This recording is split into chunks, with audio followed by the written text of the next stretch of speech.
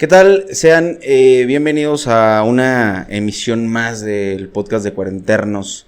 Esta vez tenemos nuevamente a nuestro invitado de honor, el señor Arturo Isaac. ¿Cómo estás, amigo? Muy bien, amigo. Muchas gracias, Martín, por invitarme aquí a tu espacio. Muy contento. Sí, ya la primera vez me acuerdo que fue el primer podcast, o el único de los 36, 37 capítulos que tenemos, que ha habido bastante gente. Me acuerdo que en el primer episodio hubo como 15 personas contigo, ¿no? Así es. Sí, que eran parte de mi equipo en ese proyecto que estaba realizando y pues, muy contento, la verdad. Ese proyecto que tenías en ese momento que hicimos el primer capítulo, ¿de qué era? Ese proyecto hablaba de, pues realmente era una inversión que pues era en el tema de Bitcoin. Y que era la aplicación de cifra, ¿no? De cifra y cannabis medicinal.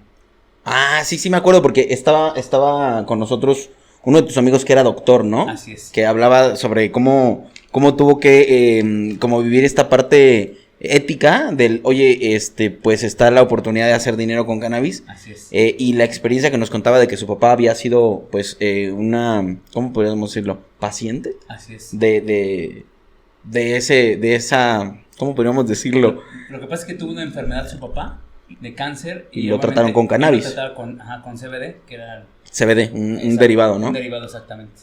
Y obviamente ahí estuvo, me gustó mucho ese capítulo porque fue como, ay, tuve que dejar tantito mi ética profesional para decir, pues es que mis colegas ya lo trataron y ellos no pueden y mi papá empieza a probar esto y se mejora, ¿no? Y dices, wow, o sea, realmente la lección que me dejó ese capítulo es que no necesariamente lo que tú haces, aunque lo hagas con pasión y tal, es lo único que hay. O sea, siempre hay más cosas que hacer, ¿no? Más cosas que pueden demostrarte que no siempre tienes la razón, ¿no? Exactamente. Sí, pues fue una parte en ese tiempo con mi amigo que es un doctor, cirujano dentista de San Juan del Río. Y bueno, desafortunadamente, pues bueno, en esa época su papá la libró, le volvió a dar apenas otra vez cáncer y acaba de fallecer el señor. Ah, ya falleció. Sí, ya falleció apenas, tiene muy poco tiempo. Pero bueno, pues es parte de la vida, ¿no? Pero me imagino que el tratamiento que tuvo de CBD sí alargó más de lo que tenían previsto, ¿no? Exactamente, en ese tiempo. Entonces, de eso se trataba ese proyecto. La verdad, nos fue muy bien en ese proyecto. Estuve 3 años. Y pues realmente los proyectos de emprendimiento así son, tienen su vigencia es un inicio y una terminación, ¿no? Y ahorita, bueno, pues actualmente estoy ya trabajando otro proyecto. Llevo ya 1 año. Sí, es un proyecto que se llama Smart. Y bueno, ahí lo que trabajamos son planes de ahorro en dólares. Y se genera un interés compuesto. ¿Smart tiene como trasfondo esta ideología del método Smart? No es... ¿O solo es como el nombre de la compañía? El nombre de la compañía, lo que ellos manejan, que es algo que yo me he especializado no solamente como abogado, sino el tema financiero, pero en esta nueva economía, ¿no? Obviamente con los activos digitales, aunque no se trabaja con ello, pero lo que hacemos nosotros ahí, pues es, le decimos a la gente, edúcate financieramente, ¿sí? El ecosistema de este proyecto es, ¿tienes deudas? Te enseñamos a pagar tus deudas. ¿No tienes deudas? Bueno, pues entonces empieza a incrementar tu patrimonio. Ahorra, pero no ahorres en el colchón tu dinero, sino ponlo a trabajar y te está generando un interés cada mes. Y eso es algo sensacional porque es muy importante que el dinero se ponga a trabajar, ¿no? Es algo que platicábamos la vez pasada en la primera parte de la entrevista, que bueno, desafortunadamente las personas en la educación actual, la educación académica es muy buena, la educación profesional es muy buena, pero no te enseñan lo que es realmente lo que es el dinero. Manejar el dinero. Yo me imagino, digo, es algo que ya se ha platicado en muchas partes de redes sociales, que la escuela no te enseña la manipulación efectiva del dinero porque al sistema no le conviene, ¿no? Y por esas razones, y digo, desconozco si sea a nivel mundial, lo dudo, pero por lo menos a nivel Latinoamérica el tema de ahorrar e invertir es muy poco redituable. ¿Cómo lidian ustedes con ir en contra de algo que antropológicamente ya está como muy en la psique de las personas? Que obviamente la gente que nos está viendo y que nos está escuchando en Spotify y en las plataformas de podcast, pues la forma en la que tú piensas acerca del dinero no necesariamente es la forma que decidiste pensar, sino que antropológicamente tu descendencia ya piensa de esa manera y te heredan esa forma de pensar y de tratar al dinero. Y es como la economía que tú tienes hoy, es como el resultado de esa manera de pensar. ¿Cómo lidia tu compañía con eso que no es de la gente, sino que ya es de generaciones. ¿Cómo lidian con esa parte? Fíjate que yo le llamo mucho esa parte, tú lo llamas antropológicamente, yo le llamo que es tu constructo. Ya en Latinoamérica tenemos ya una forma de pensar, es más hasta como por ADN, Sí. de tener una mentalidad de pobreza. Y la pobreza no me refiero a que no tenga dinero para comer o no tenga bienes materiales, me refiero sobre la forma de pensar.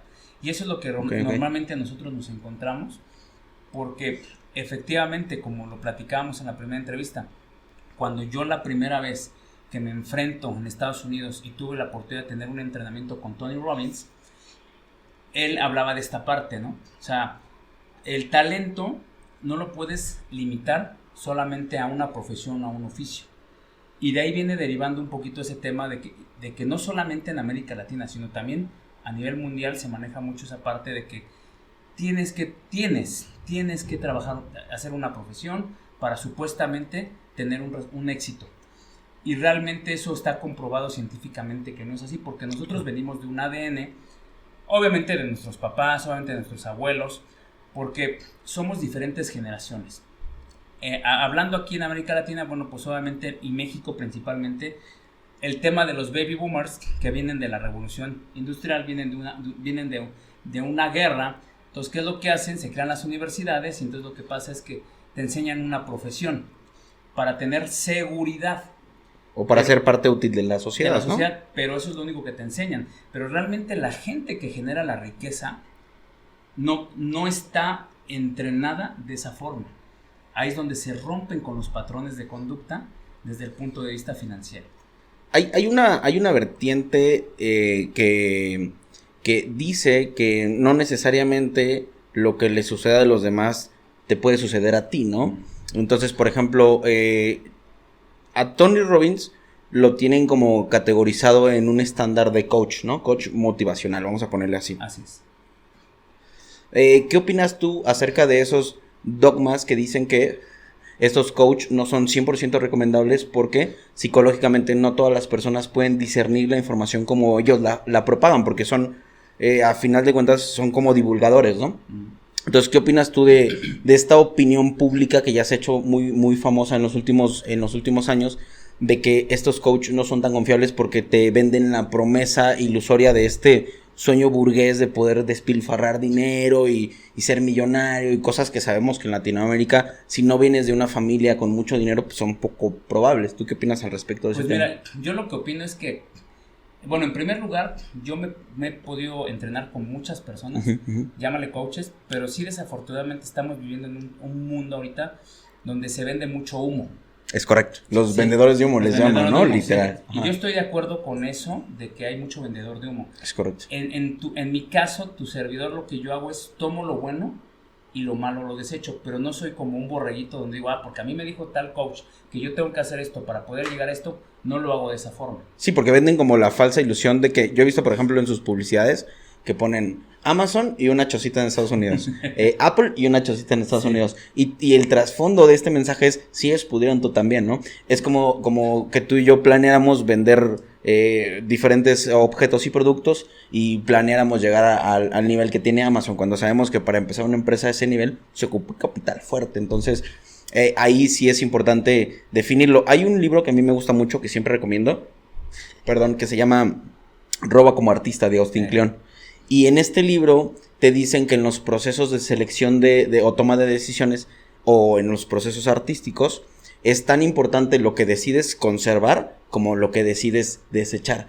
Tú dijiste algo bien interesante: yo tomo lo bueno y desecho lo malo. ¿Cómo haces para categorizar qué es bueno para ti y qué es malo para ti en cuanto tú estás enfrente de, por ejemplo, Tony Robbins, que obviamente es un grande de su industria? ¿Cómo haces para decir, esto sí me sirve y esto no me sirve? ¿Cómo tomas esas decisiones? Ok, mira, en primer lugar, bueno, pues lo que yo hago es, primero escucho, veo la información, la digiero, y de lo que yo parto realmente es, tú tienes que saber quién eres tú, cuál es tu realidad.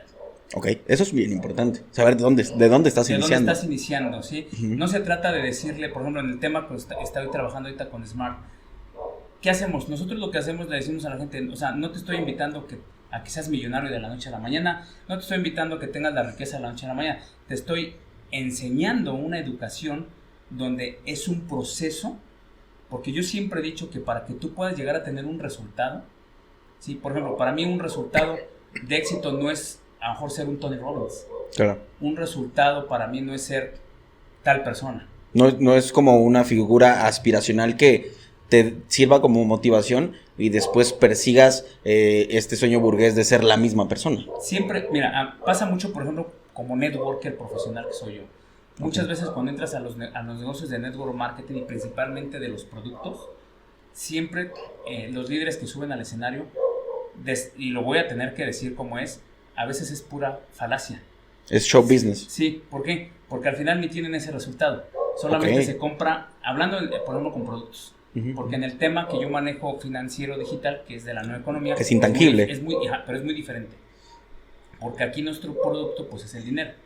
Allá claro. es un producto, ¿sí? Pero entonces te venden esa falsa ilusión, por eso yo dejé el network marketing de productos tangibles. Porque eso era ser un autoempleado. Yo siempre he dicho que para que tú puedas llegar a tener un éxito o un resultado en tu persona, ¿sí? Primero, no tienes por qué compararte con nadie. Segundo lugar, tienes que ver tu realidad. Y tercero, tienes que trabajar mucho. Claro. Para poder llegar al resultado que tú quieres, pero no es ese resultado de, voy a estar con un Ferrari, ¿no? Ferrari, voy a estar con él en el yate. No. Yo no trabajo esa parte. Ok. Justamente es a lo que iba, porque te iba a preguntar tu opinión acerca de algo que escuché el día de ayer que decía, si quieres gastar o comprar cosas, que digo, ya desde ahí me suena un poco desconectado a cómo yo pienso, pero vamos a ponerlo en el tema de vivir con lujos, o por así decirle, si quieres comprar cosas sin ver el precio, tienes que trabajar sin ver la hora, ¿no? ¿Tú qué opinas al respecto de esa frase que escuché ayer en redes? Digo, la base de donde la escuché no es tan fiable, pero me pareció como que el trasfondo es el trabajo duro, ¿no? Mira, yo siempre he dicho que, como te lo repito, para que tú puedas llegar a algo, mira, siempre se tiene que trabajar. Obviamente hay formas de trabajar, hay formas inteligentes y productivas, y hay formas donde dices, pero sí, mira, sí es muy importante que, por ejemplo, uno en lo personal tiene que tener lectura muy importante, ¿sí? O sea, lectura, tienes que estarte entrenando tú. Mira, el tema para que tú puedas llegar a tener cualquier resultado, ya sea una profesión, ya sea un oficio, ya sea que te quieras adquirir algo, tienes que trabajarlo. O sea, no es el humo y la magia, y no es como una formulita donde digas, voy a llegar a esto, no. O sea, no es cierto. Y aparte no es una fórmula que vendas como si fuera genérica, ¿no? A todos les va a funcionar, porque definitivamente no pasa de esa manera. Si realmente fuera una fórmula que le fuera a funcionar a todo mundo, pues todo el mundo sería millonario. Y eso no es cierto, porque no todos tienen ese talento, o no todos tienen esa capacidad, o no tienen los recursos para hacerlo. Es como tú decías acertadamente, quiero hacer una empresa, pues se necesita capital. Definitivo. ¿Por qué hago yo negocios de network marketing? Pero en el tema financiero digital, porque es más rápido. Okay. Pero no digo de rápido como el vendehumo, de que haces esto y ya en 15 días, un mes, vas a ser millonario. No. Normalmente para que tú puedas construir una riqueza, 5 o 10 años aproximadamente. Okay, o sea, sí hay un plazo como todo, ¿no? Sí. Y depende también, me supongo que, digo, eso es solo una percepción del negocio, basado en la cantidad del ahorro, haces un estimativo a largo, mediano plazo. Estrategias financieras. Donde ya tienes definido a dónde vas a llegar, a través de qué tipo de productos. Por ejemplo, algo que funciona hoy relativamente bien para hacer crecer tu dinero son los CETES, ¿no? Que es una manera en la que tú le prestas al gobierno para obras públicas, te dan un rendimiento anual y bueno, de ahí vas como capitalizándote a una medida baja, porque yo creo que lo más que te pagan es el 12%. Así es. Pero es más que cualquier otro banco, ¿no? O sea, sí, hasta donde me quedé creo que los bancos ya están como peleando ahí con el mercado con CETES, pero ¿cuál dirías que es la diferencia, por ejemplo, en cuanto a que yo como persona diga, me voy con CETES, me voy con banco o me voy con Arturo? ¿Cuál sería como ese factor diferenciador que hace lo que tú tienes más rentable que otras opciones alcanzables, por así decirlo? Mira, más allá de lo que yo tenga es el tema, por ejemplo, con lo que yo trabajo, yo me apalanco de empresas. Entonces, por ejemplo, ahorita estoy haciéndolo con Smart. Okay. Contestando tu pregunta, mi respuesta es, ¿qué diferencia hay? Bueno, pues hay un portafolio obviamente de productos y servicios en el mercado. Que son meramente financieros. Son financieros nada más. Con nosotros, ¿qué es lo que pasa? Lo que está haciendo Smart está revolucionando, lleva 13 años de empresa. Okay. No es una empresa que acaba de empezar. Okay. Es una empresa que empezó con Iniciativa México, ¿sí? Hace muchos años, calificó en este mundo de emprendedores y de empresarios. Entonces, ¿qué dicen ellos? Vamos a enseñar a ciertas personas que tengan la necesidad y que quieran hacer un cambio de mentalidad en su vida, ¿sí? Y eso, ¿y qué hace Smart cuando dice, ¿sabes qué? Yo voy a poner a trabajar el dinero como lo ponen los bancos. En los mercados. En los mercados financieros. Nada más que el banco, mucha gente piensa que el banco guarda tu dinero y eso no es cierto. En el momento que tú depositas dinero, en ese momento el banco se lo lleva a los mercados. Se lo lleva a los mercados o lo presta. Sí, claro, el lo negocio triplica del en banco segundos. no es guardar dinero, es prestar el dinero, trabajar tu dinero. Y puede ganar eso o más de lo que está trabajando Smart. ¿Qué hizo Smart? Bueno, yo lo voy a hacer, pero no lo voy a hacer como una institución financiera, porque Smart no es una institución financiera. No podría estar, porque no está catalogado ni regulado en las instituciones financieras. ¿Y cómo está catalogado entonces? Smart, por ejemplo, Smart está legalmente considerado como una empresa de educación financiera en México. Ok. ¿Sí? Pero para el tema de, en este caso, el beneficio compuesto de los intereses que te da mensual, si está regulado en otro país, en Banat, en la Comisión Nacional Bancaria y de Valores de Banat, porque allá sí están más actualizados, allá sí, que México está todavía muy, muy virgen en esa parte. Entonces, es Smart, hay empresas que se apalancan de otros gobiernos donde sí están legalmente constituidos. Ok. Ahorita vamos a un mundo, Martín, donde todo lo que es el dinero digital, todo eso, ya viene la descentralización. Yo estoy de acuerdo contigo. Y está chocando mucho con la gente. Es lo mismo que le pasó, por ejemplo, a Uber con los taxis. La gente no estaba adecuada. Es lo mismo que le pasaba a los hoteles con Airbnb. Definitivamente, creo que estamos justo en el tope de un cambio generacional que ya es bastante notable desde cosas ambiguas como, por ejemplo, la música, que yo escucho música, me gusta todo el tipo de música, me he considerado, y lo he hecho en muchos episodios, me considero como melómano, porque me gusta toda la música, o sea, disfruto desde un Beethoven hasta un Julián Álvarez.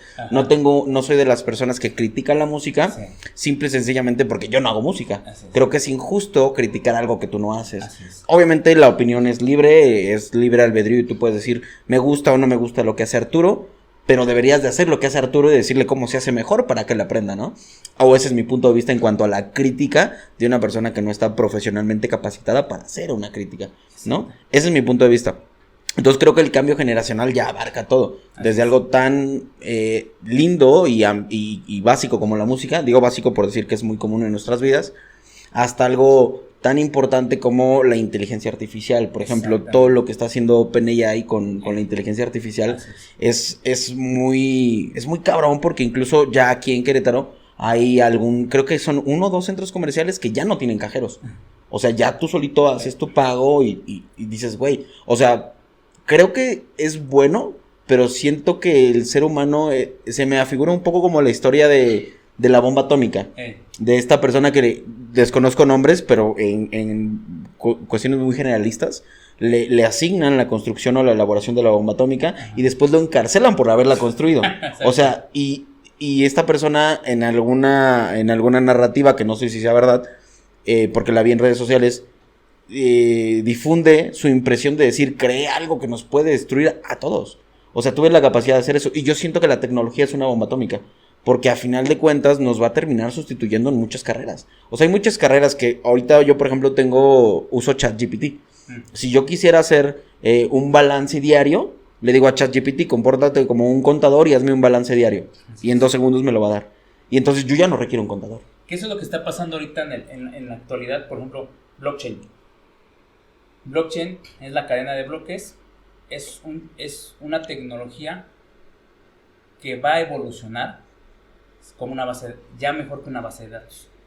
Y el blockchain se utiliza mucho, por ejemplo, con el tema Bitcoin. Está muy satanizado Bitcoin, pero la gente que no lo conoce lo va a satanizar. O la gente que no ha sabido usarlo, definitivamente van a haber comentarios negativos. Pero yo realmente que me he dedicado al tema de Bitcoin, lo conozco. Blockchain es esa parte. Blockchain se va a utilizar hasta para elecciones presidenciales. Se va a utilizar, por ejemplo, con aseguradoras. Se va a utilizar, por ejemplo, en temas legales. Yo creo que más adelante ya no se va a ocupar una escritura pública. Ya va a ser... ¿Crees que, por ejemplo, y perdón que te interrumpa, en el tema, tocaste un tema importante, en el tema de elecciones presidenciales? Digo, no me consta, es solo una teoría, Ajá. pero hay la teoría de que hay corrupción dentro de.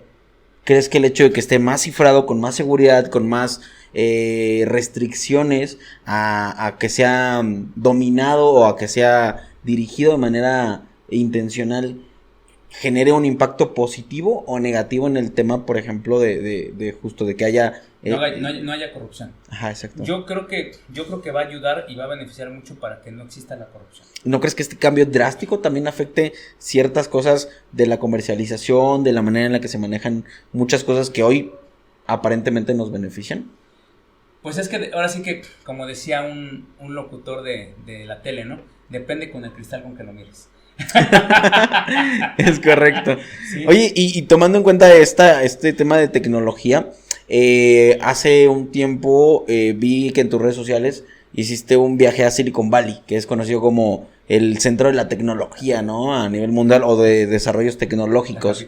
¿Nos puedes contar un poquito de eso, de tu visita a Silicon Valley? Pues, o sea, ¿cómo llegó, para empezar? O sea, como una persona que vive en Querétaro, que pues, es abogado como tú, ¿cómo llegas a Silicon Valley a lo que fuiste? Cuéntanos. Bueno, yo conocí a un amigo que él vive en Miami, sí, es uno de mis mejores amigos, se llama Carlos Meléndez, y lo voy a decir, él es una persona que conocí, ¿sí? Y pues conscientemente nosotros los networkers siempre tenemos muchos amigos en el mundo, porque trabajamos en muchas... De manera global. De manera global.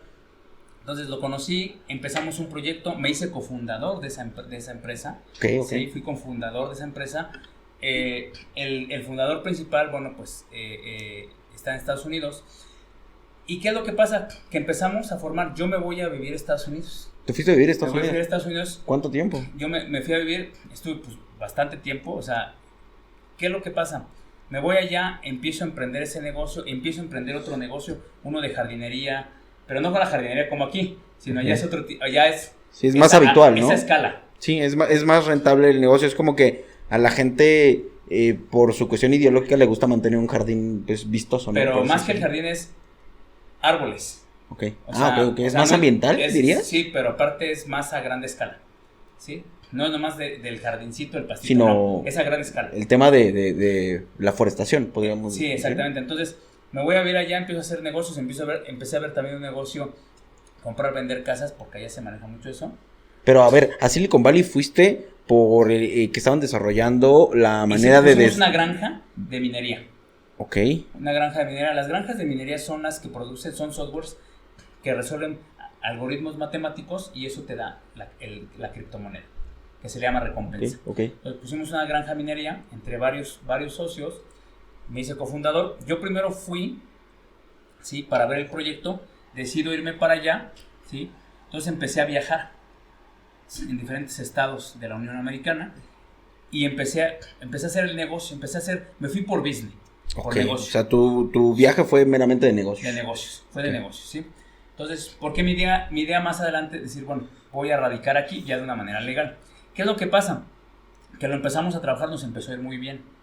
Pero después, el socio principal, el fundador principal, se mete en temas legales, personales, y entonces es donde se suspende la empresa. O sea, literal la cerraron. Hasta hoy sí es suspendida. Entonces, y era una empresa que estaba en Silicon Valley. Entonces, yo conocí pues muchas personas, conocí muchas cosas, y es por eso que el cual me fui yo a Silicon Valley. Después de ahí, enferma mi mamá, me regreso a Querétaro, ¿sí? ¿Cuánto tiempo estuviste en Estados Unidos? Más o menos estuve como 18 meses. Okay. Pero iba y venía, porque así son los negocios, iba por negocio, y te regresabas. Iba y venía, porque aparte tenía que estar atendiendo a mi mamá. Okay. Pero también estaba en otro proyecto donde la idea era estar trabajando, poner en México, en la frontera, restaurantes, ¿sí? Como una cadena de restaurantes. También estaba yo asesorando en México personas de Estados Unidos que querían poner restaurantes allá en la frontera. En el área legal, supongo. En el área legal, exactamente. Entonces, en esa parte, Se termina eso, me quedo en Querétaro, ¿sí? Porque ya después, 9 meses después fallece mi mamá, entonces dije, bueno, me voy a quedar aquí, ¿sí? Yo ya no tenía prácticamente una relación, digo, hablando de tema personal, una relación con la mamá de mi hijo, ¿sí? Okay. Me regreso, sigo trabajando aquí, después me llega la oportunidad me invitan a, y bueno, pues paso por Japón, Malasia, Tailandia, principalmente Tailandia, fui a ver un basurero, porque este basurero lo que hacía, el plástico, ¿sí? Lo convertía en combustible. Ajá, sí vi eso en tu Facebook, que estabas de hecho en la planta donde lo procesaban y todo eso. Pero cómo, o sea, lo que se me hace interesante de este viaje, de este trip, es cómo llegas de estar en Silicon Valley, el paraíso de la tecnología, a Tailandia a hacer combustible con PET. O sea, ¿cómo se dio este cambio tan radical? Pues por lo que te decía, o sea, se termina ese negocio por el tema de los problemas legales que tuvo este fundador. Nosotros éramos cofundadores, entonces pues ahí se termina el negocio, se da el tema de mi mamá, como te comento, entonces empiezo a trabajar otra vez como abogado en Querétaro. Okay. Y entonces es como, ahora sí que el prestigio que yo tengo como networker me buscan. Okay. Y me dicen, quiero que vengas. Entonces yo empecé a juntar un equipo de trabajo, no solamente aquí en Querétaro, sino principalmente en otros países. Entonces me reuní con gente de Nicaragua, Costa Rica, de otros países. ¿Y qué es lo que pasa? Que yo les decía a la gente, y es lo que platicábamos en el inicio de la charla, la gente no está preparada como para decir cómo voy a hacer un negocio estando yo aquí y cómo tengo que viajar. Claro. Entonces la gente no me creía. Yo les ponía el video, mira, está este basurero, se va a hacer este negocio, bla, bla, bla, no te creo. Entonces dije, para que me crean, tengo que viajar. Tengo que ir. Y por eso fui. O sea, nada más para demostrarles que era real. Y entonces ya cuando demuestro, dicen, sí es real, regreso a Querétaro y me dicen, no, sí entramos al proyecto. Después hice un evento aquí en un hotel y ahora los de Tailandia, de hecho se llama uno de mis amigos, que es un millonario ya en Tailandia, se llama Stefan Libat. Él fue el que vino esposa a Querétaro, que es un evento aquí. O sea, lo hiciste venir hasta acá. Hasta 500 personas estuvimos en el evento. Y bueno, nos fue muy bien. Por eso es que me buscan, ¿no? Y arrancó ese negocio. Arrancó y nos fue muy bien en ese negocio. O sea, ¿y siguen produciendo combustible? Ellos siguen, yo ya no estoy en el proyecto. Ok. Sí, o sea, porque yo, como te decía, yo de todo, yo no me caso con empresas, yo no me caso con las personas, yo me caso con mis sueños. Ok. Con mis metas. ¿Y en qué momento te diste cuenta que no era para ti? No, ya, o sea, dije hasta aquí. ¿Pasó algo en particular? No pasó algo, simplemente dije hasta aquí. Yo dije, necesito hacer ya otra cosa. Porque te quiero confesar algo. A mí lo que más me gusta de mi trabajo de networker es viajar. Ok, o sea, es como parte de... Para mí, yo creo que el dinero es para vivir experiencias. Y es lo que te llevas. Porque digo, obviamente, pues yo afortunadamente he tenido la oportunidad de cumplir sueños. ¿Como cuál? ¿Cuál podrías decir? Un día fue algo inalcanzable y después ya estaba ahí. Te voy a poner un ejemplo, ¿no? Yo decía, bueno, Hay que hacer refil. Muchísimas gracias. Yo en algún momento, dije, aquí tengo toda esta. Yo en algún momento tengo que viajar por el mundo. Ok. ¿Cuándo dijiste eso? ¿Cuándo necesidad y a raíz de qué? Porque, bueno, había escuchado algún análisis de Arthur Schopenhauer, que es un psicólogo alemán, si no me equivoco. Y este Arthur Schopenhauer decía que la felicidad es la necesidad o la falta de algo, ¿no? O sea, no es algo material que persigues, sino es algo que te falta que persigues. Y necesariamente cuando llega esa felicidad, dura muy poco. ¿A qué me refiero? Yo digo, bueno, yo tengo como objetivo comprarme esto, ¿no? Ajá. Entonces me lo compro y digo, ya lo tengo, lo que un día soñé. ¿Y ahora qué? O sea... Es que en ese momento, wow, pero es que cuando buscas mira, ya sea relaciones de pareja, ya sea cuestiones de trabajo, hasta el propio dinero. Todo lo que uno cree que necesita, cuando ¿no? tú buscas las cosas por necesidad, es para llenar vacíos. Es que las cosas llegan por necesidad. Yo siempre he dicho que las cosas llegan porque las atraes. Pero es muy ¿Tú diferente. crees en eso? ¿Tú crees en el tema de ley de atracción y todo eso? No. ¿O a qué te refieres que las atraes? O sea, me refiero en qué sentido. Mira, Yo hablo, ahora sí que como dicen, ¿no? Cada quien habla como le va a la Desde feria. tu experiencia, De mi claro. experiencia. Por ejemplo, te voy a poner, cuando yo estaba al 100% como abogado, sí, la primera vez que estuve casado, sí, porque he estado 2 veces, ahorita hablaré de esta segunda parte. Es una gran segunda parte. Una gran segunda parte, sí. Esa primera parte, yo estaba fastidiado, Marte. Hasta la madre, Yo tenía literal. 3 despachos, Sí, me habías contado. pagaba 60,000 pesos al mes, tenía algunos abogados que me ayudaban, luego me robaban el dinero, luego llegaba fin de mes, yo no tenía dinero, pero tenía que pagar, y Ouch. con posgrados y lo que tú quieras, y yo decía, creo que esa no es la fórmula, No. pero yo decía, ¿pero ¿Cuál es? ¿cuál es? Sí, porque si esa no es, ¿cuál es? Cuando yo voy a Estados Unidos, a Salt Lake City, Utah, y veo tengo el entrenamiento con Tony. Ah, fue en Salt Lake City donde tuviste. Salt Lake City, O sea, fuiste directo solo a ver a Tony Robbins. Fui a ver otro proyecto que estaba haciendo, pero en ese momento nos dijeron, y vamos a tener ahorita un entrenamiento con Tony. O sea, ¿les cayó de sorpresa? ¿Tú no Y sabías? Llegó ahí, pum, y no, yo no sabía, dije, wow, yo no sabía ni quién era cabrón, Tony, güey. yo no sabía ni quién era Tony Robbins. ¿Nita? No sabía. O sea, les dijeron, ay, si ya acabamos, muchachos, antes de que guarden sus libretas, Tony Robbins. Era mi primera experiencia.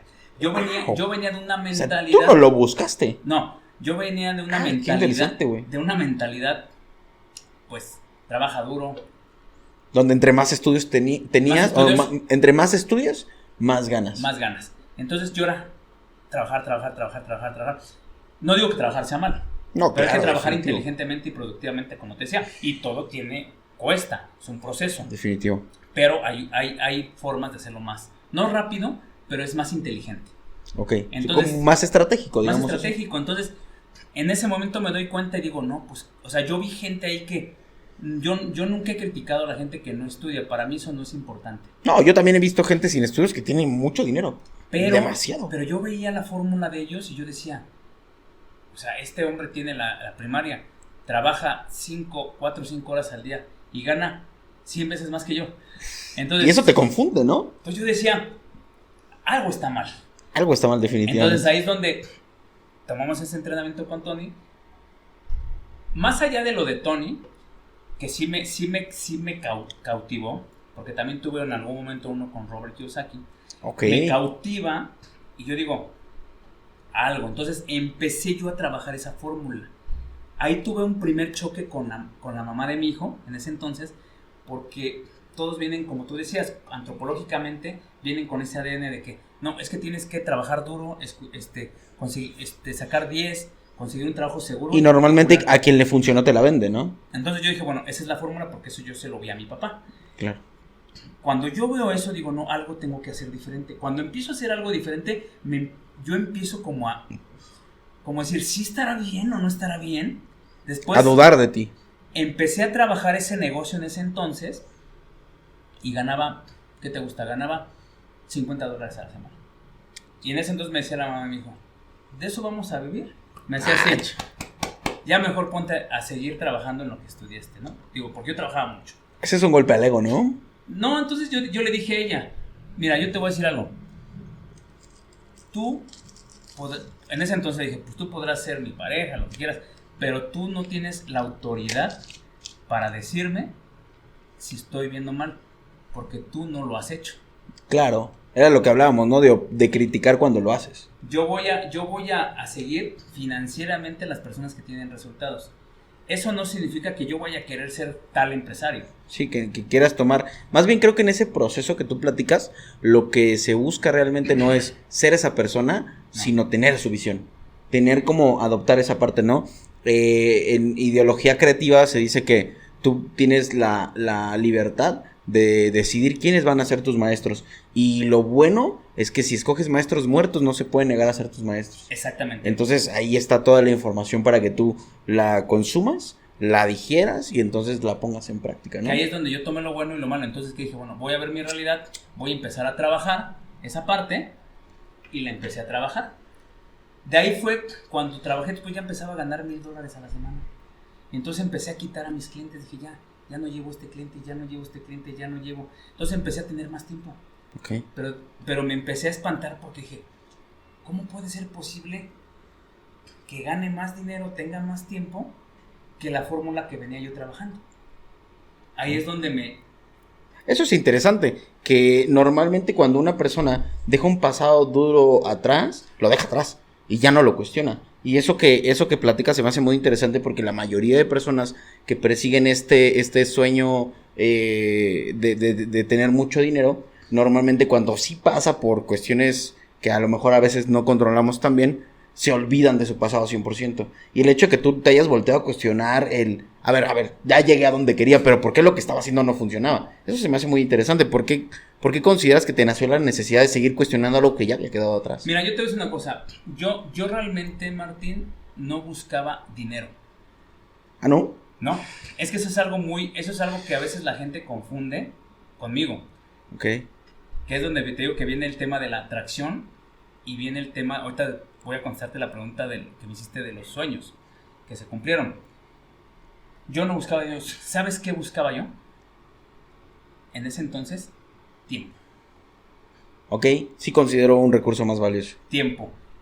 La persona que me presentó ese primer proyecto que me llevó a Salt Lake City, Utah, y que tuve la oportunidad de estar con Tony, pero más que allá con Tony, la gente que conocí, porque eso me gustan mucho los viajes. Sí, claro. Conocer otro tipo de gente. ¿Sí? Entonces, ¿qué es lo que pasa? Que veo a la gente, entonces, ¿qué dije? Esto, o sea, yo vi a la persona que me presentó ese negocio, yo lo vi feliz, lo vi contento y lo vi con tiempo. Y dijiste, yo quiero eso. Y yo dije, yo le dije, no te entendía tu negocio, no entendí ni madres. Le dije, pero yo quiero ser como tú. ¿Era mexicano? Sí, aquí, de hecho es de aquí. De hecho es no voy a decir nombres, pero es un locutor, era un locutor de radio. Ok. Y entonces, yo quiero, o sea, no de Radar FM. No sé qué dijiste, pero quiero. Entonces le dije, yo quiero ser como tú. Y me dijo, ¿cómo? Y le dije, libre. Tener tu tiempo. Y en ese entonces yo dije, quiero tener tiempo con mi familia. Ese es un aspecto bien importante que creo que queda en segundo plano, que la gente envidia más lo material que lo importante. Yo no buscaba lo material, Martín. Yo Eso buscaba, es bien interesante, güey. O sea, tú envidiabas el tiempo de la gente. Yo decía, no, o sea, no tengo. Yo me despertaba a las 6 de la mañana para ir a embarrar gente y terminaba 10, 11 de la noche presentando escritos, no mames. Pero diario, o sea, yo nomás el fin de semana quería llegar a dormir. O sea, eso está crítico. Yo me despertaba a las 6 de la mañana para ir a embargar gente. Está culero, o sea, está culero, güey, o sea. Entonces yo decía, creo que esto no es para mí, esta área, ¿no? Que es el derecho mercantil. Entonces ya de ahí, si algo tengo es que yo no me rindo. Es difícil doblarte en temas de persistencia. O sea, yo no me rindo a la primera. Obviamente cuando empecé el negocio las primeras 2 semanas, me frustré. Claro. Y te voy a decir por qué me frustré. Porque yo estaba acostumbrado a que venían a ver al abogado. Y mi ego estaba que a mí me vienen a ver. Yo tengo la facultad de decirte si te recibo o no te recibo. Pero cuando yo empecé el negocio y empecé a buscar gente, me rechazaban.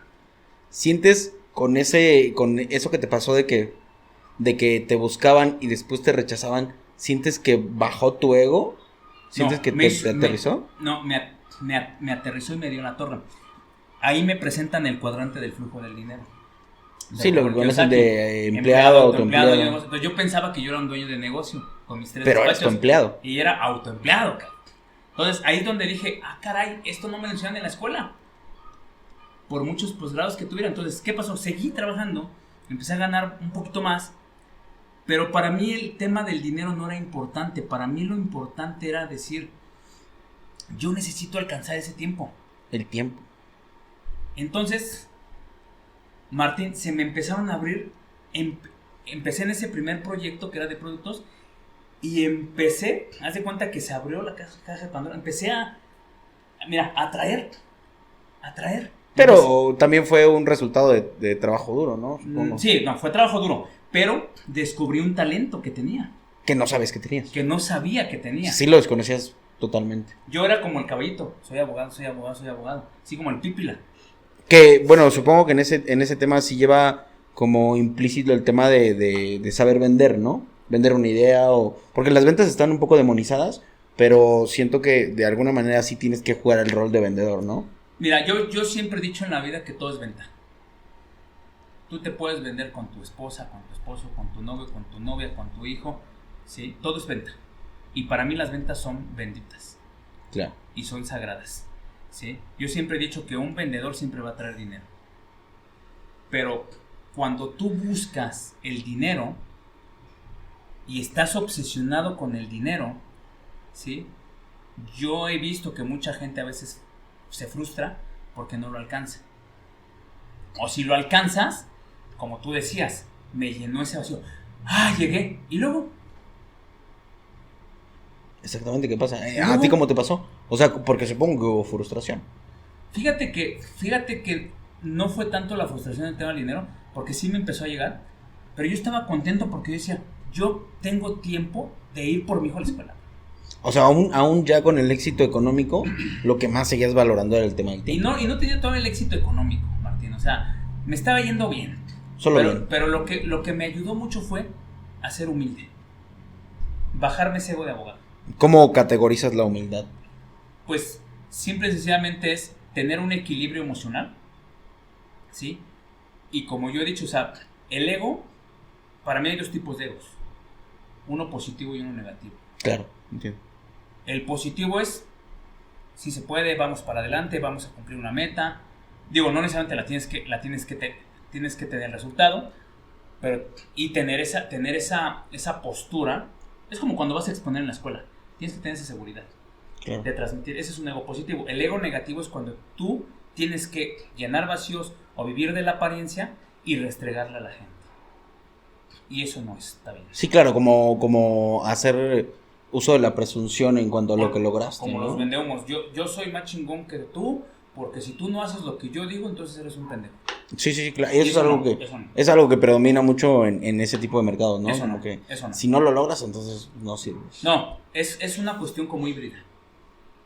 O sea, tomas ciertas cosas positivas de cierta gente, pero desechas ciertas cosas y tomas la realidad de lo que tú estás. Siempre tienes que ver tu realidad. Definitivamente. Eso es importante. Entonces, de ahí sigo continuando, llega otro proyecto, me sigue yendo bien, entonces empiezo a traer mucha gente. Yo llenaba cafeterías, llenaba auditorios exponiendo. Entonces decía, cabrón, o sea, soy bueno para esto. ¿Y qué exponías? Lo del negocio, del multinivel en ese entonces. Ok. Entonces, los líderes de arriba empezaron a tener envidia de mí. ¿Cómo sabías que tenían envidia? Porque después su gente se empezó a ir conmigo. O sea, les empezaste a robar un poco el mercado. Pues no fue robarles el mercado, sino que... Bueno, digo comercialmente hablando. O sea, es lo que yo te digo, o sea, la gente, o sea, mi experiencia, las cosas se atraen por añadidura, para mí. ¿Pero a través de qué? Del trabajo. Ah, ok. Y del proceso. O sea, tienes que trabajar. Pero yo siempre he dicho que es muy importante el que tú puedas inspirar a una persona, no presumir. Inspirar en lugar de presumir. En el tema del progreso, tú como profesionista de poder empezar algo de cero y luego hacerlo escalable para que te signifique un ingreso, tú en tu proceso del que nadie ve, ¿mides tus avances? O sea, ¿eres de las personas obsesivas que sí tiene un calendario y dice hoy sí, hoy no, hoy sí o no, que tiene una lista de cosas que hacer? ¿O no te manejas así tan a detalle? Mira, me manejo con disciplina, financieramente, pero no me manejo obsesivamente. Okay. ¿En qué punto crees que ya se vuelve obsesivo? O sea, ¿cuál es tu límite entre decir ya me estoy obsesionando o sigo dentro de mis propios límites aceptables? Yo creo que la obsesión, por mi experiencia, a mis casi ya 45 años, porque este viernes es mi cumpleaños. Ah, perfecto. 23 de junio, entonces yo lo que he visto... ¿Cuántos cumples? 45. Ah, bueno. Entonces yo veo que realmente la gente en la obsesión es cuando busca la necesidad. Ok. Cuando potencializa la necesidad, cuando ¿no? yo tenga este título, voy a hacer. Cuando yo tenga este carro, voy a hacer. Cuando yo tenga el dinero, voy a hacer. Y ese es el problema, Martín. Que a veces nunca llega. Mira, a las personas, yo le llamo un estado de conciencia. No es que seas mejor que las demás personas, claro. Es un estado de conciencia. ¿A qué me refiero con eso? La obsesión es cuando buscas la necesidad para satisfacer algo. Cuando tú no buscas, por ejemplo, en este caso, un carro. Yo me compro un carro que a mí me gusta y vale tanto. Pero cuando yo me obsesiono a tener el carro y lo tengo que presumir, porque tengo la necesidad de hacerlo para ser reconocido. Sí, como que buscas esa aceptación, ¿no? Social. Y eso es lo que mucha gente vive así. Sí, y creo que incluso hoy redes está plagado de gente que busca esa aceptación social aún sin tener lo que dice que tiene. Pero no saben, o sea, Martín, lo más importante es quién eres tú. Sí, definitivamente. En tu esencia, no tanto lo que... No, mira, ni a lo que te dedicas, ni la profesión. Cuando tú sabes quién eres, con o sin dinero, con o sin carrera, con o sin nada, eso es lo más chingón.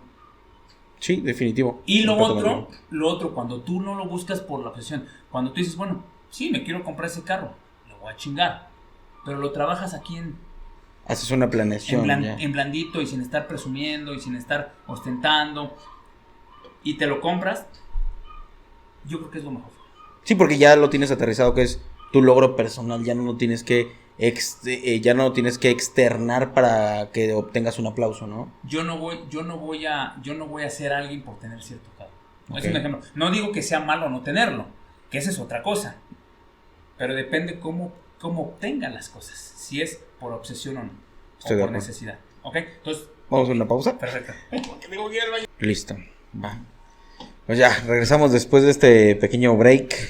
Bien, pues estábamos en el tema de cómo es para ti el idealizar un objetivo como un sueño, tipificarlo así como la mayoría de los latinos, me atrevería a decirlo. Es decir, yo quiero vivir esto y de repente estar ahí. ¿Cómo viviste este proceso de pensar algo? ¿Cómo llega la idea? ¿Y cómo te sentiste cuando la idea ya había llegado? Mira, yo creo que mi sueño más grande era viajar. ¿Tenías un objetivo, algún destino en particular? No, pero yo decía, yo tengo que salir, cruzar el charco, no necesariamente Estados Unidos, sino viajar a otras partes, ¿no? El primero pues era Estados Unidos. Y sí te cambia un poquito la perspectiva y la mentalidad, ¿no? Conocer otras culturas, conocer otras personas. Y a mí el estar en un aeropuerto me fascina, es como una adrenalina. Okay. Me encanta, ¿no? Bueno, entonces, volviendo al tema que estábamos hablando, pues ya después de ahí resulta que me empezó a ir bien, pero yo no medía tanto el tema del dinero. Yo lo que estaba contento es que decía, estoy haciendo algo diferente y descubrí un talento que tengo. Y tengo tiempo. Eso para mí era, pero no era como la necesidad, sino era como decir, quiero ser feliz, quiero sentirme contento y feliz por tener ese tiempo con la familia. Entonces de ahí me acuerdo que me había dicho en ese entonces la mamá de mi hijo, me dijo, compré un negocio de multinivel, me costó como 10,000 pesos en ese entonces, hace muchos años, y me decía ella, ¿por qué en vez de haber gastado en eso, por qué no mejor nos vamos a la playa? ¿Qué no? Entonces ya empecé a trabajar, me empezó a ir mejor, empezó ella a ver que yo ya estaba más en la casa y trabajaba en la computadora, me la pasaba en restaurantes, me iba a desayunar con alguien, iba a presentar el negocio, ese era mi trabajo. Y sí seguía trabajando como abogado, pero poco. Pero llegó, no fue de la noche a la mañana, por eso digo que todo tiene que trabajarse, nada es express ni rápido. Entonces ya fue cuando ella me dice, oye, ahora sí explícame tu negocio, porque yo quiero saber. Le dije, pues ahora no, espérate, déjame continuar. Entonces ya después fue cuando yo le dije, no, vamos a ir a la playa, vamos a llevar a mi hijo a Disneylandia. Ok, eso fue tu primer viaje. Ajá, bueno, no, ya había hecho otros viajes, pero en familia. Unidos, pero ya en familia, porque mi hijo quería conocer Disneylandia y fue 2 veces. Entonces, para mí fue una satisfacción el decir, viajé con mi hijo, viajé en familia en ese entonces. Okay. Ese fue el primer sueño. De ahí se derivaron otros, pero ese fue el primero.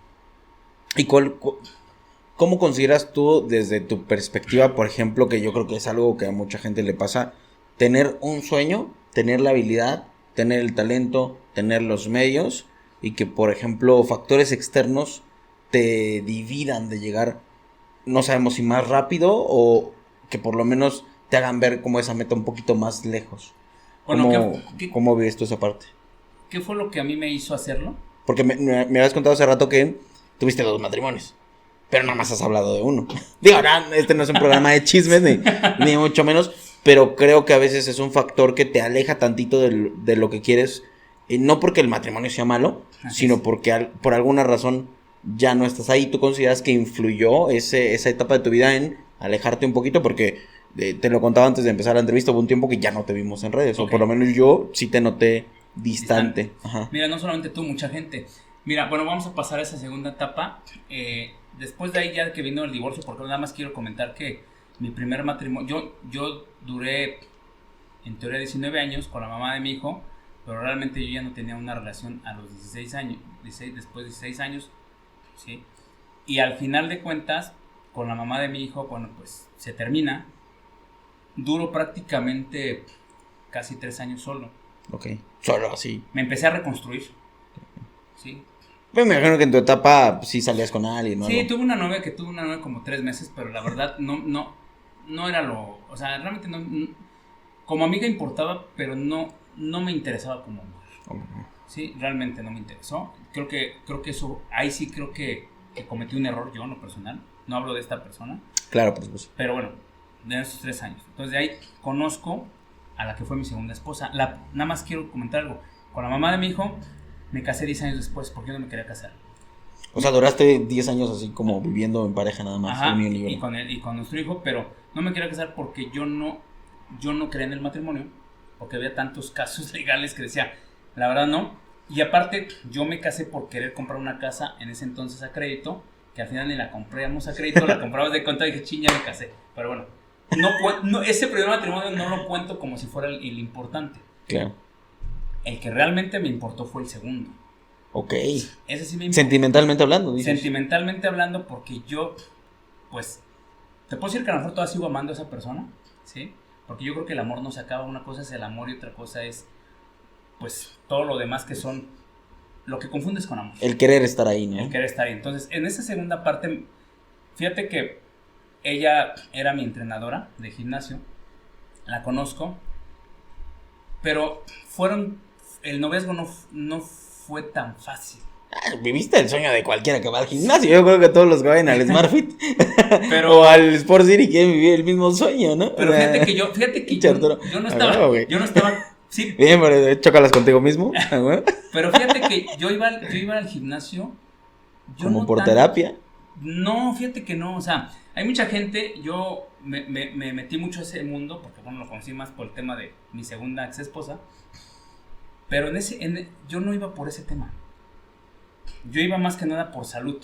Ok, por mantenerte como en forma. Por mantenerme sano. Sano, ya. A mí no me interesaba ir a ponerme mamado, eso para mí no era importante. Ok. Bueno, vivimos un noviazgo, fue un poco complicado, ¿sí? Pero después, ¿qué es lo que pasa?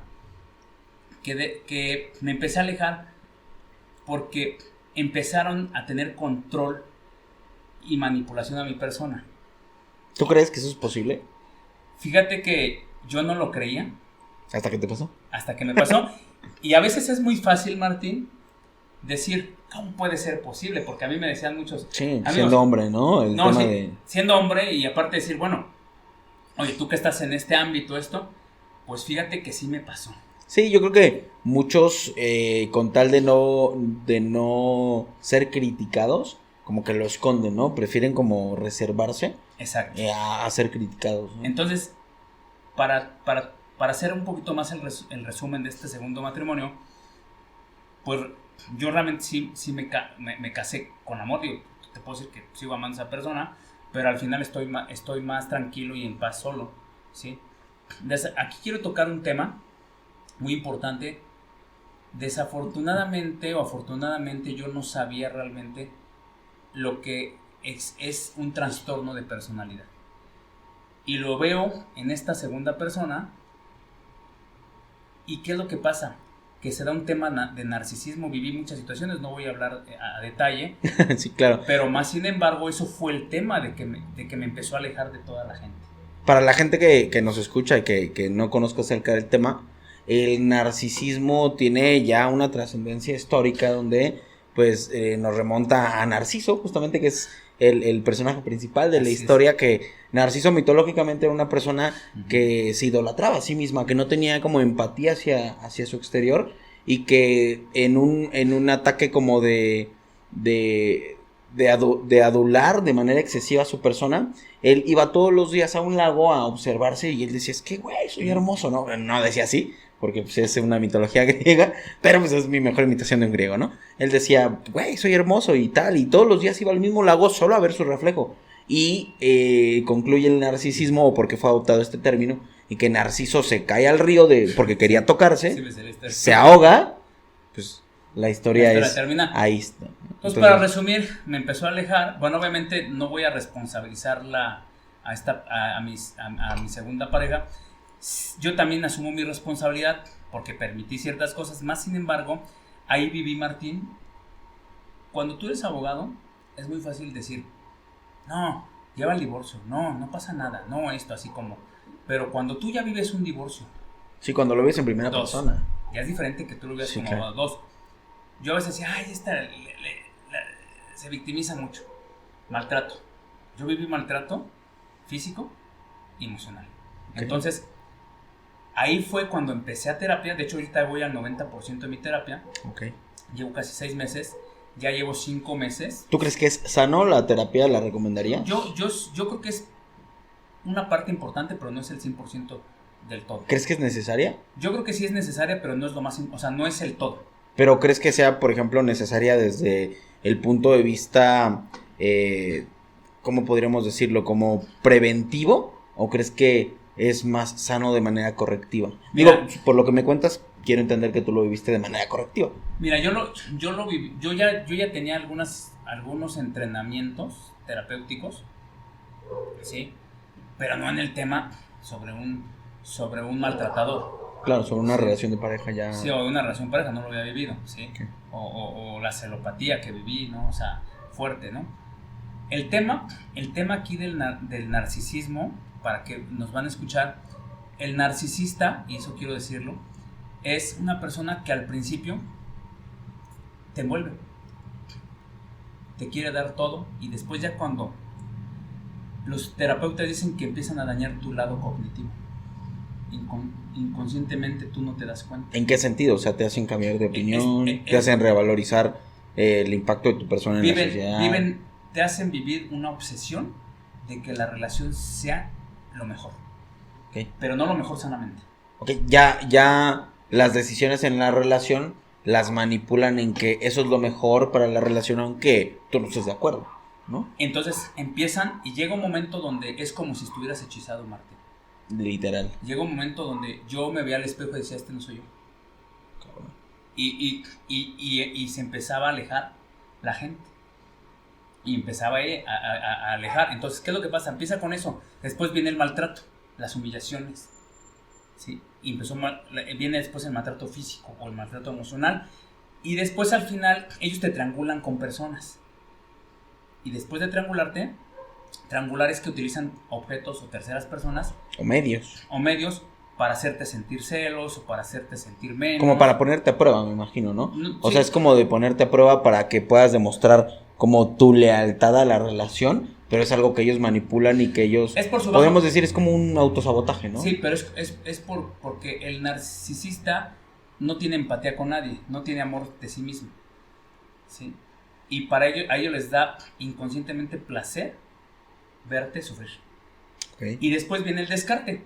El descarte es cuando ya te mandan a volar, porque generalmente el narcisista es mentiroso, infiel, manipulador, controlador, celópata, ¿sí? Y siempre te quiere hacer sentir mal y te hace sentir como que todo lo que ellos hacen tú lo estás haciendo. Entonces llega un momento donde dices, yo llego a momentos donde me sentaba con esa persona y decía, ya me estoy volviendo loco, porque me dijo ahorita una cosa y a los 5 minutos me dice otra. Entonces, como que ya no encontraba yo el raciocinio de las cosas. O sea, te perdiste en el camino, literal. O sea, hubo un momento donde ya no tenías rumbo. Y era lo que tocamos al inicio. O sea, el estar en esa situación emocionalmente complicada te aleja totalmente de tus objetivos. O sea, hubo un momento donde tú llegaste a pensar, ya no quiero nada, ya no voy a hacer nada. Ya no tenía yo como un sentido de vida, decir, quiero hacer algo, porque me decía, aquí tienes todo. ¿Para qué ¿Para qué quieres? sales con amigos? ¿Para qué sales con amigas? Porque ya no ves a fulanita, me molesta esto, Bien. esto y el otro, ¿y dónde vas? O sea, entonces llega un momento donde dices, el daño cognitivo es donde llega un momento donde ya te atrapa, dices, Ya no quieres accionar porque tienes de alguna manera temor a que lo que hagas esté mal ante los ojos de esa persona. exactamente, a mí lo que me ayudó muchísimo es que pues realmente siempre me he tenido amor propio. ¿Qué consideras que fue el recurso más importante para que tú hayas decidido brincar como ese tope en tu vida y seguir en lo que tú sabes hacer bien? Ok, ¿qué pasó? Lo que hice, me empecé a enfermar de gastritis y colitis. Sí, tensión y nervios a todo lo que da. Pero no, mi estómago se inflamaba, o sea, comía y me inflamaba y me la pasaba en el sanitario. Entonces llegó un momento donde dije no. Y dos, dije yo no puedo, porque curiosamente lo hacía cuando no estaba mi hijo. Entonces las crisis que tenía. Entonces curiosamente, ¿qué hice yo? Dije hasta aquí. No puedo vivir así, enfermo. No me gusta cómo me veo. No estoy haciendo lo que a mí me gusta. No tengo la libertad. ¿Pasó algo para que llegues a ese punto? Sí, porque ya estaba muy enfermo de gastritis y colitis. Y dos, dije, no puedo yo darle ese ejemplo a mi hijo. Porque mi hijo vive conmigo, ¿sí? No ve a su mamá, ese es un tema de ellos. Pero aquí el tema dije, yo no puedo hacer eso. Entonces, ahí fue donde dije, hasta aquí. Y le comenté, ya no quiero estar contigo. O sea, tú cortaste la relación. Yo lo hice y se lo dije en buena onda. Esto es sano para ti, para mí. Sí, bueno, Y no la responsabilizo, te digo, porque al final yo creo que ni siquiera ella sabía que tenía esa situación, ¿sí? Pero yo lo fui descubriendo, lo fui viendo, lo estuve platicando con profesionales porque yo quería entender el por qué era así la persona. O sea, no tomaste una decisión a la ligera, o sea, realmente No. te asesoraste. Me asesoré, pero también en mi cuerpo, una forma de gritar tu cuerpo a decir hasta aquí es cuando empiezas a enfermarte. Sí, cuando tienes ya unos estragos que ya no dominas, ¿no? Que yo no vivía ya, o que no externas y tu cuerpo, pues, de alguna manera neurológica, supongo, no se libera. Digo, en el tema del narcisismo hay una solución muy específica que es cortar la comunicación 100%. Contacto cero. Contacto cero. Y es lo que he hecho. Es lo que tú hiciste. Es lo que he hecho. Pero no quedó hasta ahí. No quedó hasta ahí. Después de ahí pasa, se va, me divorcio.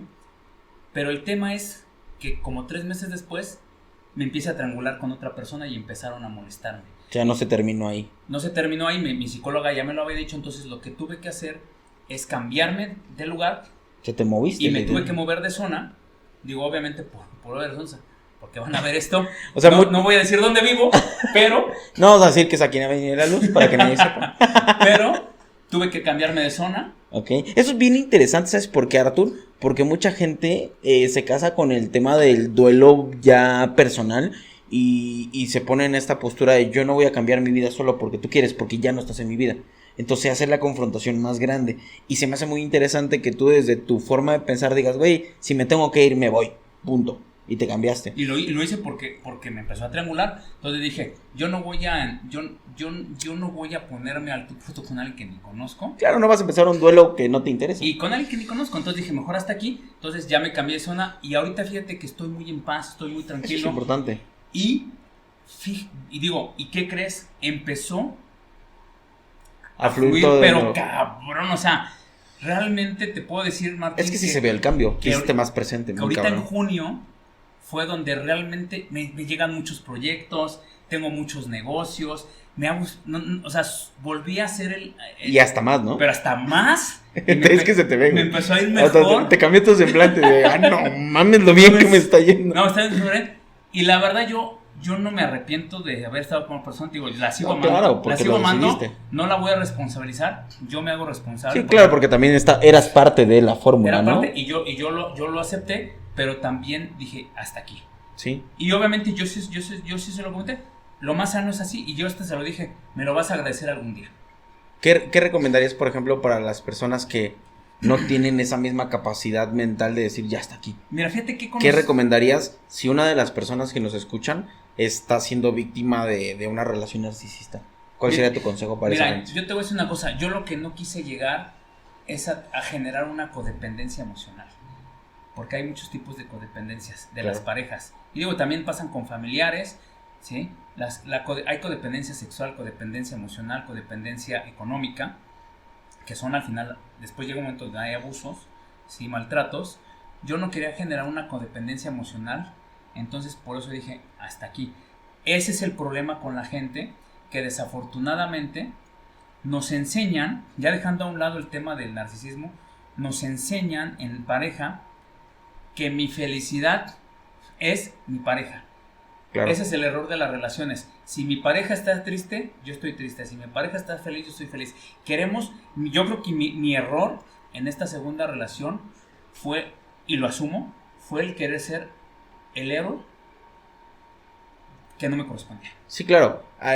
No me correspondía. Solucionar problemas que nadie te pidió solucionar, ¿no? Pero yo lo hacía por amor, mas sin embargo, creo que no fue mi error. No lo tuve que haber hecho y ese fue mi error y lo asumo. Hay una cita bien interesante de un escritor que me gusta mucho y lo admiro mucho, ya no está vivo, desafortunadamente. Se llama Erich Fromm. Erich Fromm tiene un libro que les recomiendo mucho que se llama El arte del amar. Sí, ya lo leí. Y el primer párrafo lo tengo súper memorizado. Dice que en la actualidad, y eso que lo escribió hace un chingo de años, sí. Dice en la actualidad las personas en cuanto al tema de relaciones interpersonales somos autómatas enajenados. Uh-huh. Esto significa que la persona no se enamora de la persona como tal, sino que se enamora del sentimiento que le genera a su propio ser cuando está en compañía de esa persona.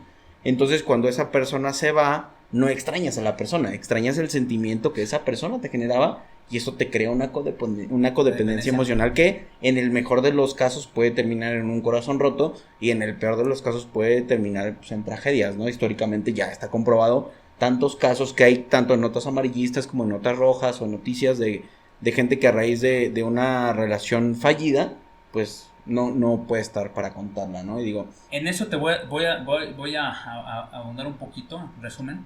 Es algo que yo le he llamado el amor romántico, pero no romántico de, ay, te hice una cena, no. El amor romántico es el amor idealizado. El idealizado, creo que es un error. Y la expectativa, eso es lo peor. Y el otro, amor, el real.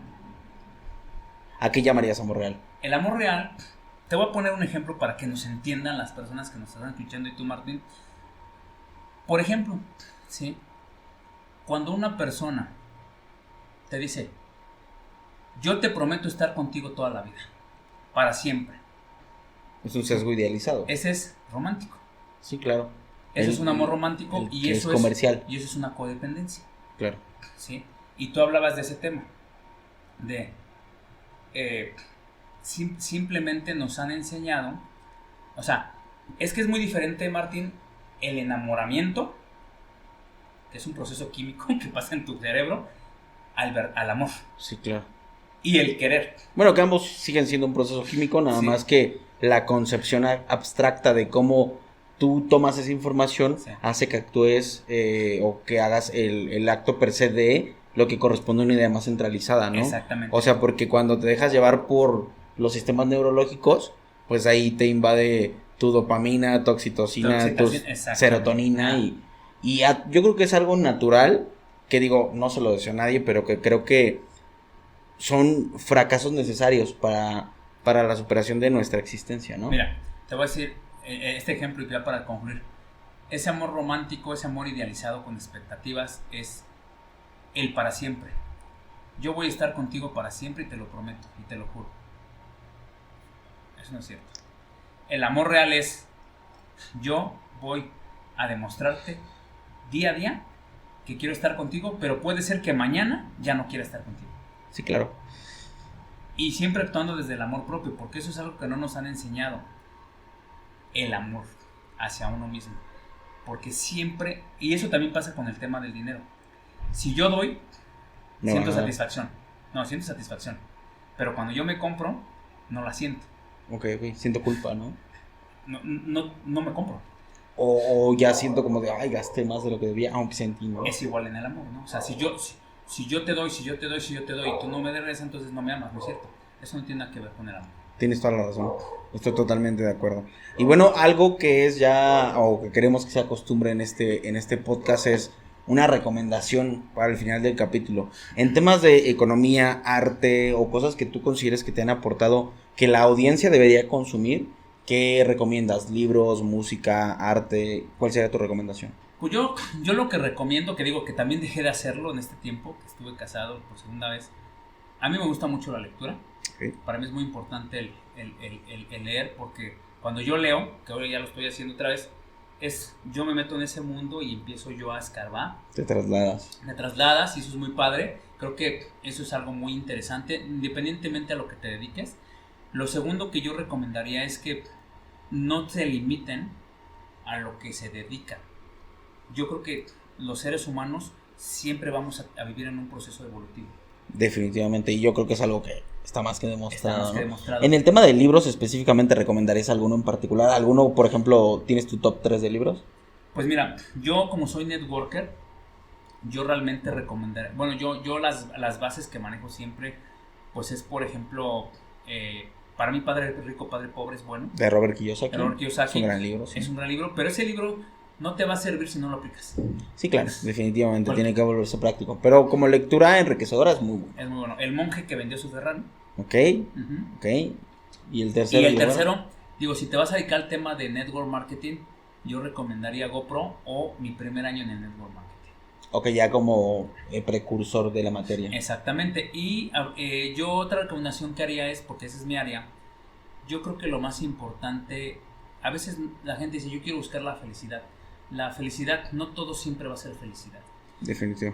Por ejemplo, yo en este tiempo que estuve viviendo esta situación complicada, mi segundo divorcio, no tanto en el tema emocional o sentimental de extrañar, ¿no? Porque al final eso no. A mí lo que me dolía más tanto era el haber permitido los maltratos. Yo más que nada lo que recomiendo es, a veces es bueno abrazar la tristeza. A veces es bueno vivir el proceso. Eso es muy bueno. Y yo creo que en todos los temas, hasta en el disciplinario, vivir el proceso es más enriquecedor que buscar el fin.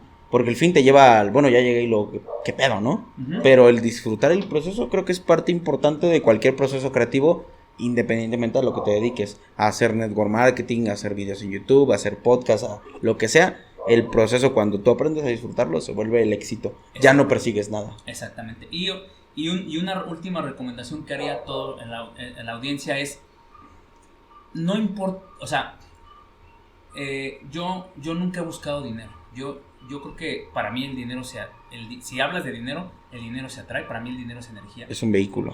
Sí, es energía. Yo creo que el dinero se atrae, no lo busques.